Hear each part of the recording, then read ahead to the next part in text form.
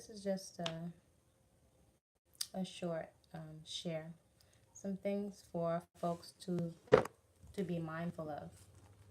So the if you all can hear, make sure that you can hear. So as I was saying, these are just some things for people to be mindful of, right? And these are some things that predators and cult leaders are banking on. They're banking on, and they're counting on you. So do understand that cult leaders, whenever they put out videos, or pretty much now mostly videos or pamphlets, but in particular videos, they're put out and they're broadcasted for a reason. Greetings, greetings. How are you? So I'm always being as positive as I can. So that's what I'm doing. But they're banking on some key things, and these are just some things for people to be aware of. Some of the main things that a predator, a con artist, they're called a con artist for a reason, are banking on, is they're banking on people being paralyzed. They're banking and counting on people to be paralyzed by fear, and to be so caught up in their heads, as is the standard now, that people will stand by and do nothing as they watch things go on. So I've stated this before. This is something that's told to cult members, that nobody cares, and nobody's going to do anything. It's no different than a predator preying on a small child, and no one is coming to look for them. So the child may be thinking, why is my mommy or my daddy not coming for me? And one of the tactics used by a predator is to state that nobody really cares, right? And then they're able to run and do whatever they want. So they're banking on people being paralyzed behind their screens, pretty much, and feeling paralyzed and hopeless about doing anything. The predator is banking and counting on folks sending money, right? So predators, like anyone else, they have schemes that need to be financed. Um, yeah, they've got plans for your money. The people that are under their command, under their spell, they provide food for. So um, usually the people that come in will put all their money into the pot. That could be their houses, their cars. Many, even in the case of Joseph Robinson, have left their degrees behind and their professions. No different than other cults, whether it's Scientology or there's any number of cults. But people leave behind children, they leave behind their professions, and all of their resources, their monies, their assets go into the quote unquote pot. So they're banking, they have several streams of income because they need to be financed with their schemes. They have an image that they put forth to the cult members, and it's also an image they put forth to the world. So while they make every effort to keep outsiders out, they have a face and a front that they put up to the cult members, and there's a front that they put up to outsiders. So the cult leaders and the predators and con artists, they're banking on you sending your money. There's no shortage of schemes. A few individuals, grown working adults with 401ks, with assets, their money can go a long way, especially if they're outside of the United States. If you have several devotees that put all of their life savings, there are some people outside of the cult that work and send a good portion, if not the majority, of their money to the cult because they're in essence paying for a father figure, right? So they're banking on you sending your money. So I wouldn't recommend that you send money for any of their schemes. For example, most of Joseph Robinson's music, and this is something that was said before, I didn't catch on to it because from my perspective, I thought it was a positive community. But now as I hear different people and have come out, they've said the music sounds very brainwashy. So a lot of it is very repetitive. The beats, quite often old songs that people remember. If it could have been old Michael Jackson songs or old popular soul songs, and he just puts his own lyrics to it, and he has several of his mates sing the music. The music is quite often very out of tune. It's technically, you would say it's not good. I mean, my rationalization back in the day was there's plenty of music that sounds fantastic that is used to exploit women sexually and so on. So I thought I was just listening to some positive music about nature and family. But there's definitely some patterns in terms of music is very out of date, out of tune, and the lyrics are pretty repetitive. If you go all throughout the years to his music, all of it sounds pretty much the same and saying the same thing over and over. And it is definitely a very significant tool used to indoctrinate folks, because usually folks that have a book or a music is an easy way to transmit the message, and things will jump out to a person and people will share their music or music that they think has some kind of either a good beat or a value. So it's not in tune. It actually technically doesn't sound good, but it's used to indoctrinate you with a lot of the lyrics. So they bank on you spending buying his music. If everybody sends $10, that's one of the way he finances his schemes, in addition to having cash cows coming in from the as we experience fake healing programs and so on. Some other things that the predators are banking on and counting on, they're banking on your emotions. So they exploit your emotions to trigger guilt or shame or regret about things that have happened to you in your past. And they're banking on you trying to make sense of it in your mind. Let's say if you didn't know your father, if somebody left, you had a bad breakup, any number of life catastrophe and just things that happen. The con artist banks on your emotions. Even though men and women demonstrate emotions differently, women especially, they use, but this is used for men too, they use your emotions to trigger you into guilt and to shame, to ultimately dig into your pockets and give money, or to give of your body, or give whatever resources that you have. But the technique is to use your emotions to exploit you through triggering certain past experiences.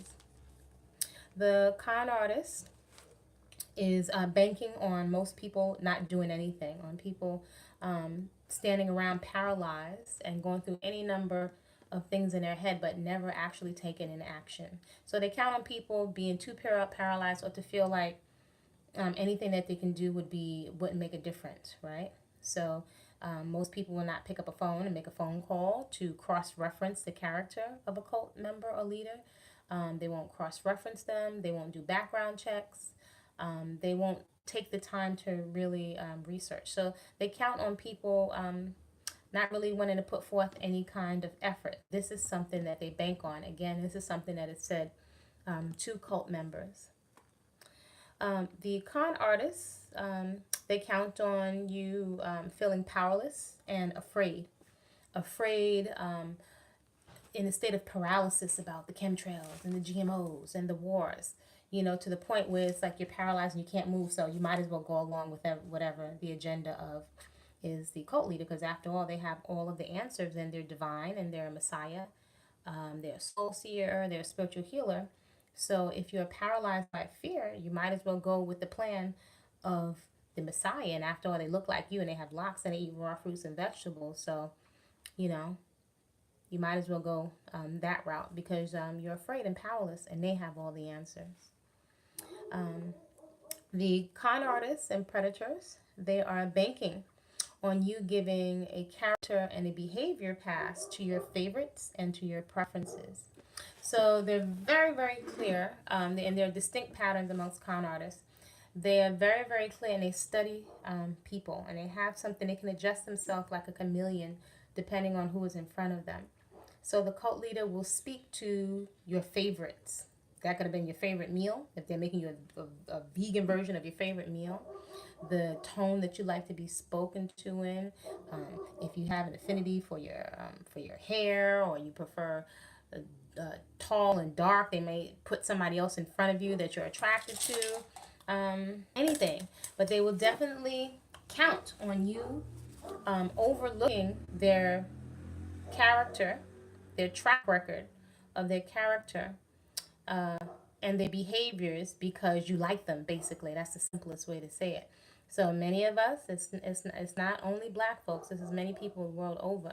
You'll like someone so much as a celebrity, or as a pastor or as a leader, as a messiah, that you'll overlook the fact of what they're doing with young girls, or you'll pretend that you didn't see it, or you'll make rationalizations or justifications for it. So they count on you overlooking their behavior and their character. That's something that they bank on. Con artists, they count on the fact that there are young adults in their teens, their late teens, or they know just about when you're about to hit legal age. Keep in mind that the consensual age is different in other countries. When you leave the United States, quite often it's younger than the States. So some places it can be 16, in some parts of Africa it can be 14 or 15. Joseph Robinson has operated in Africa before, and now in the States as well as Central America. So they're very keen and aware that there are many young adults who may feel unsure about which direction to take in life. They may be worried about school or going into the military, or how they're going to afford school, or they don't have guidance, or their parents may just genuinely be working and not have a whole lot of time to give them. And this is something that con artists exploit. So they look to exploit young adults and young people with no guidance. Con artists, they bank. They bank on your lack of esteem to stand up for what is right. And they will also definitely use words to manipulate concepts of right and wrong and good and evil, to the point where folks are confused about standing up for something that's a principle. So if you're standing up for something inherently that you know doesn't feel right, or something that you know is right as a strength, you'll usually be publicly shamed until you fall in line with the group. So if you have a lack of esteem and you're not willing to stand up or face not being accepted by the group, this is something that a con artist and a cult leader, they bank on. The cult leader banks on you feeling a lack of esteem that manifests as, and similar to what I just said, when you question, there's nothing that I can do, or they neutralize your critical thinking, that in terms of, well, thinking creatively, this must be something that I can do.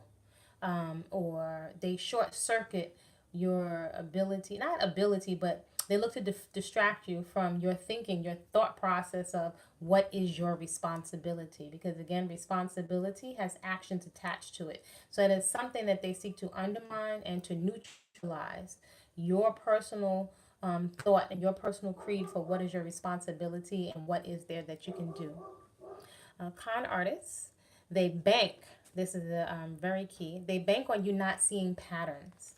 They count on and bank on you being so distracted by drama or fantastical stories, or a story like, oh my gosh, that was such a great story, you laughing and kikiing, that you're distracted from the original reason that you came into a meeting, or you getting so distracted from putting patterns together. I will say that many of the cult leaders and con artists are very well aware of each other. Many of the younger ones seek tutelage and schooling and guidance from the older ones, or the older G's. And quite often, one of the deflective tactics is to throw people off of their trail by rejecting the younger one, when quite often it's just a protection of their own territory, of their own mates, followers, or potential people that are falling off from another camp. So yeah, they really, really bank on the average person. Again, this is the age of the internet and small computer screens. So they bank on you not seeing the patterns and connecting the dots that are often right in front of people's faces. So I can say there's a lot of information that's in front of folks that folks are just not connecting the dots. One, because people don't have a frame of reference in these other countries of certain laws, the distances. It's just you don't have a frame of people don't have a frame of reference for. So they bank on you not seeing the patterns, especially of the connection between all of them. And because many people haven't taken the time to educate themselves, quite often people won't notice who the predecessors are. They may not notice who these con artists are modeling themselves after, because cons study senior cons, and cons who have more savvy tech, pimps, cons, whether they're on the grand level of countries or societal, they actually study and they seek more savvy game from older cons or cons that may have a technique that they haven't tried. So con artists do study their craft, and they get better and better at it. This particular one, he's laid back in the cut. He's extremely strategic, and they count on people thinking that it could never happen to me. It may sound unbelievable, but a person who thinks that they know it all is a person that could very likely get got.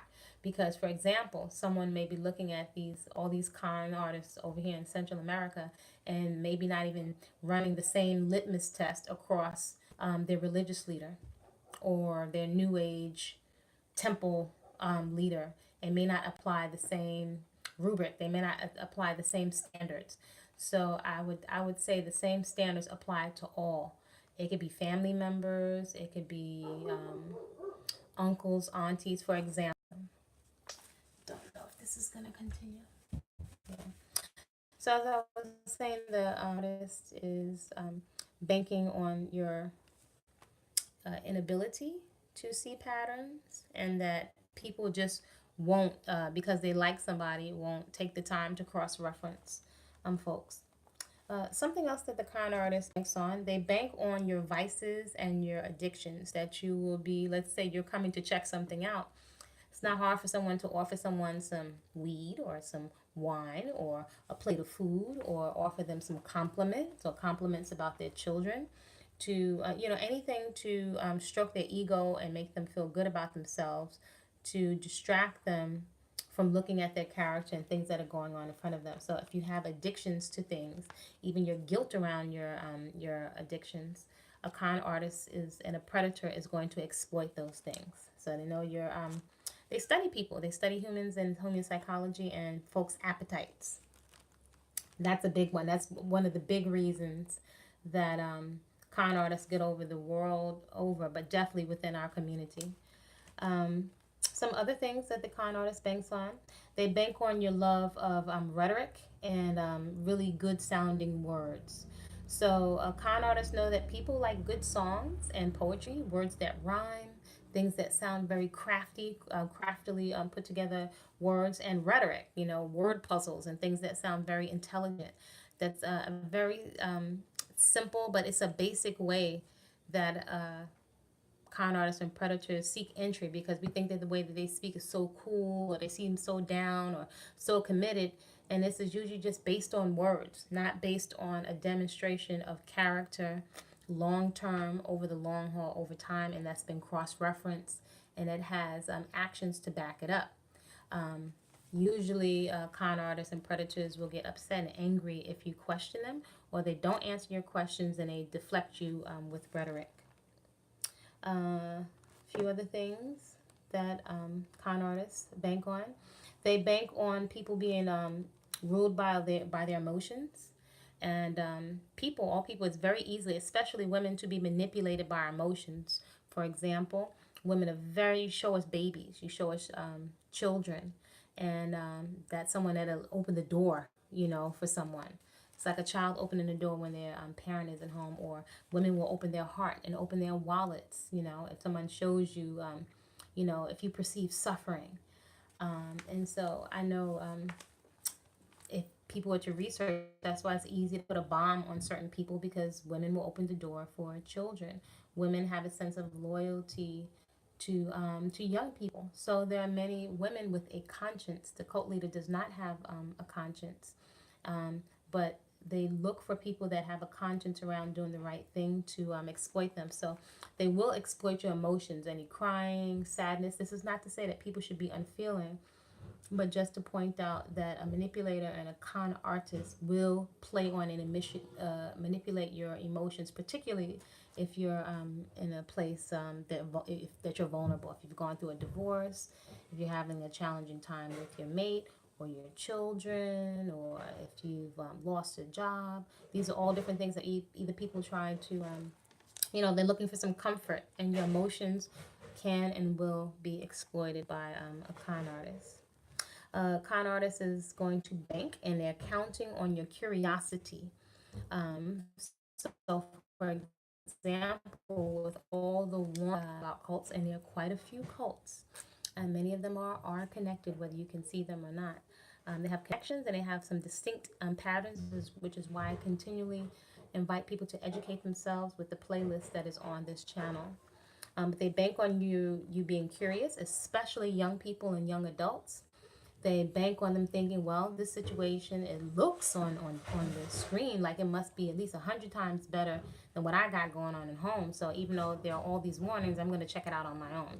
It's like somebody trying dangerous drugs where they can see, that what meth is done or whatever, but out of their curiosity, and they may be in a vulnerable place. Maybe they just want to escape mentally, and their curiosity can quite often get people into a situation that they cannot get out of once they're in deep and they're isolated.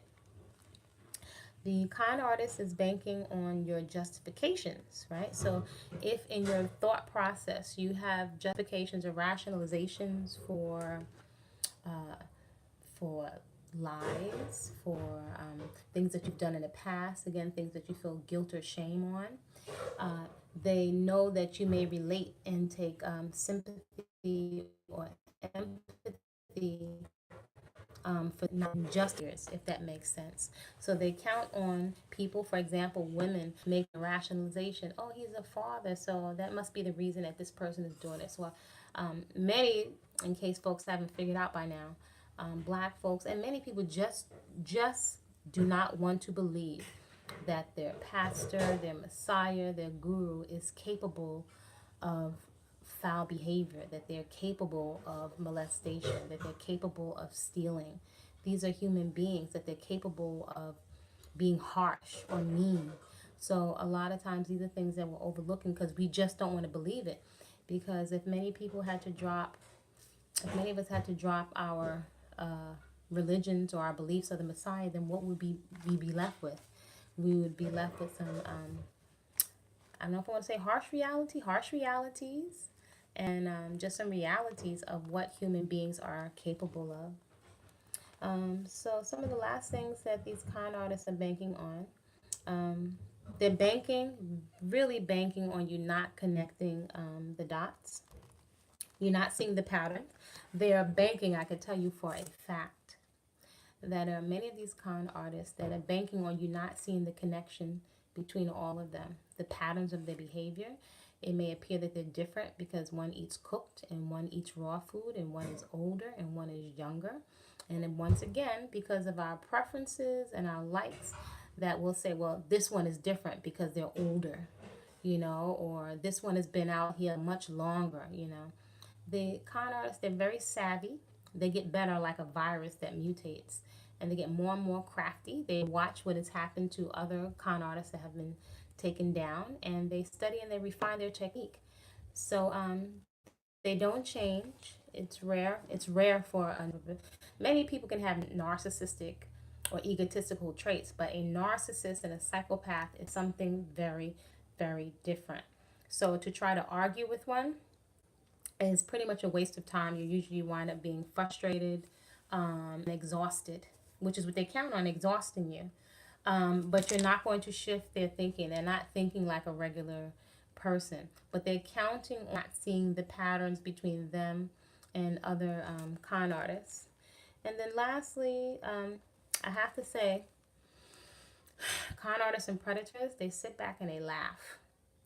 They sit back and they laugh because they know that the average person will think that they cannot be conned, people with numerous degrees. For example, in Joseph Robinson's cult, there are at least I can think of 3 women with multiple degrees and professions that have given up houses and cars and so on, and that have been estranged from their family, left their children. They're in a situation, they're in deep. So while people sit out and they pass condemnation, I would say I condemn more so the behavior than the person. I think it's very beneficial to understand. People do a great job of condemning themselves. But yeah, they're very highly intelligent, intellectual. And many of them, when they started, maybe they thought they were doing the same thing. They do count on, how can I say, incriminating other members. So they have them participate in other behaviors. So now they're in deep, and they have them publicly shame themselves and publicly admit to certain things. So then they're in just as deep as the cult leader. So they really sit back and they laugh. They're very, very, very crafty. They're not to be underestimated at all. So when people think that these folks are stupid, they're not. They're highly manipulative.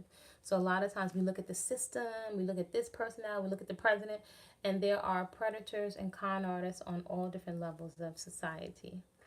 And the last thing that I'll leave folks with is that con artists, they count on people not going beyond words. Again, we're in a time where people will watch things happen to women and children on the street or to another person. Everybody's going to mind my business, and that has its place. But usually, if something is happening over there, it's a matter of time before the behavior or the circumstance travels to affect the rest of the people. So many people are just in a state of paralysis, and most people, the most that they will do is sit back and vent online, which is not necessarily not really effective. They won't pick up the phone to call. They won't cross-reference. They won't educate themselves. I mean, I don't know that folks will even ask themselves in this day and time. Greetings. I don't know that people will even take the time to ask themselves, where is there anything that I can do or that I'm willing to do? What would be effective? Because the con artists, they need money to finance their things. For example, for Joseph Robinson, anybody can show you a garden. These are things that make people feel good. They touch your heart centers and show you family and children. But many of you are sending your money to someone that has conned women in vulnerable places and people that are sick and vulnerable. And meanwhile, I mean, he has 99 acres of has 99 acres of land, and most of the folks in his cult are his children and people that have married in young people and beliefs to give him credibility. So there's so many things that they know that you don't see behind the scenes.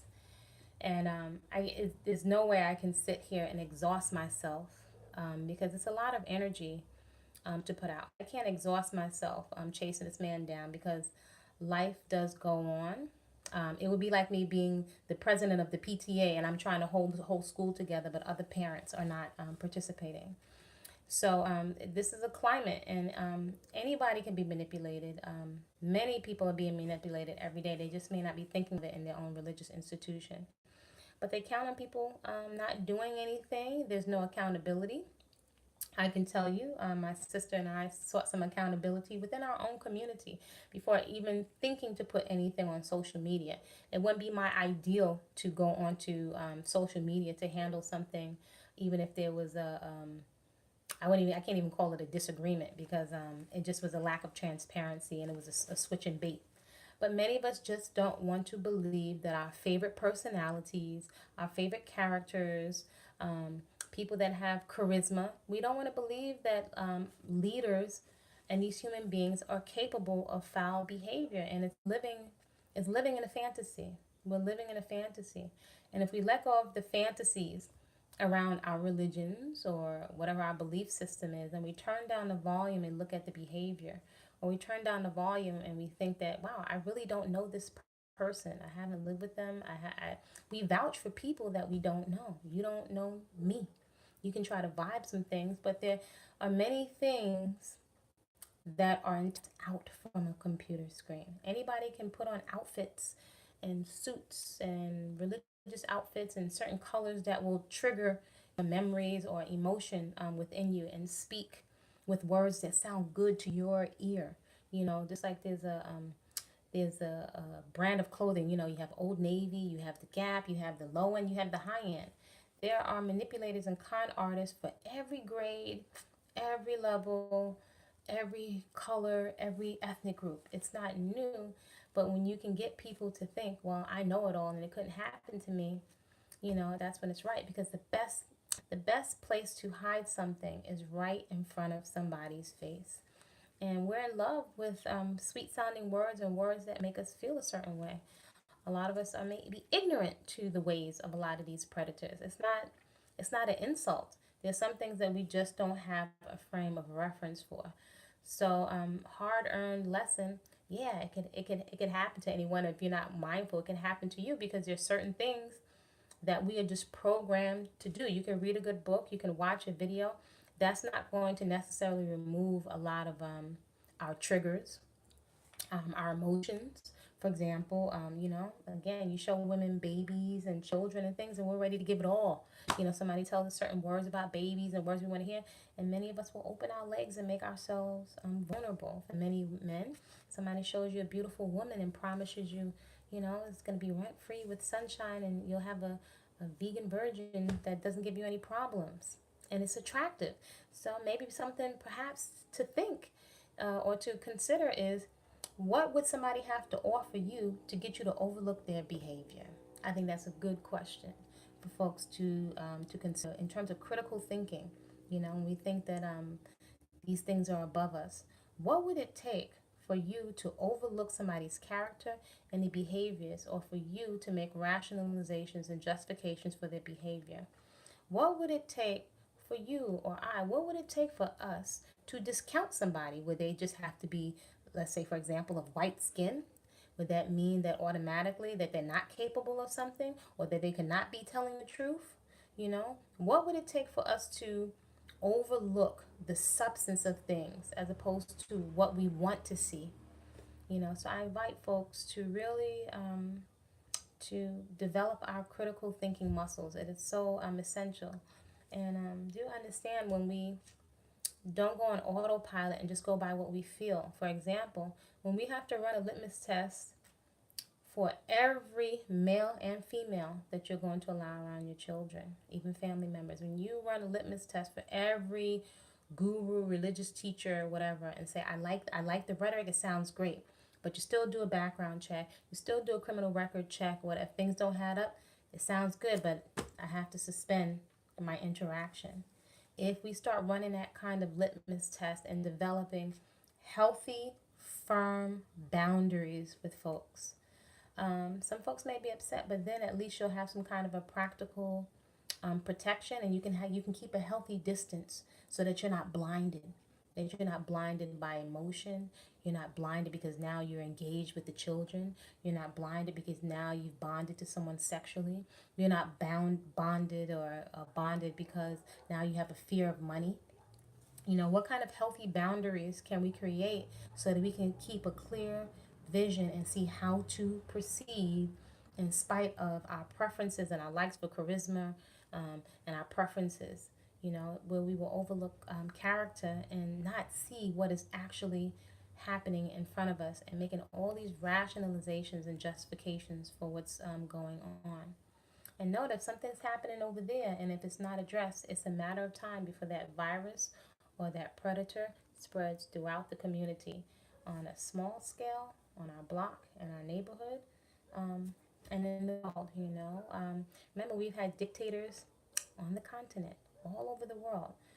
Dictators, totalitarians, people that have killed people.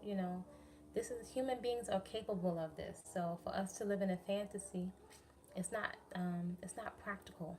And I hear all the spiritual talk, but right now we're on this planet in this realm, and we're responsible for this one. This is the one we know right now.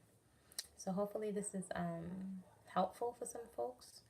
Share it with a young person who could find some value. We've seen all the comments. There's a lot that we are aware of. Do know the cult members are very, very aware. They're aware of each other. I will say there, and also understand, folks, you can't say everything on the internet. Folks live in other countries. The police and protection while people are being entertained. There are people of different ages, people's lives, real lives, on the line quite often. Again, I'm not here for entertainment. It's really a risk for me to speak out. But I would have wanted somebody to say something to me, to warn me, at least give me some distinct patterns to look for. So do educate yourself with the playlist that is on this. For example, look at Father Yod. Look at Hell's Gate. there's some, I can't even think of them, but there are some prototypes of Joseph Robinson. The one that's Father Yoda is like a white version, you know. And when I listen to the lingo, last thing I'm gonna say is this: there has never been a time where I'm like they're almost like ditto.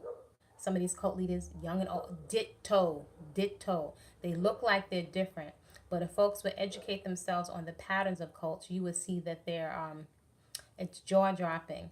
The patterns are 110% on the control, the isolation, the lack of ability to think for yourself, you know, the public shaming, putting everything into the pot. It's 110% on. But if we have to look at these realities, that means that folks will be naked and we'll really have to think for ourselves. And it's uncomfortable.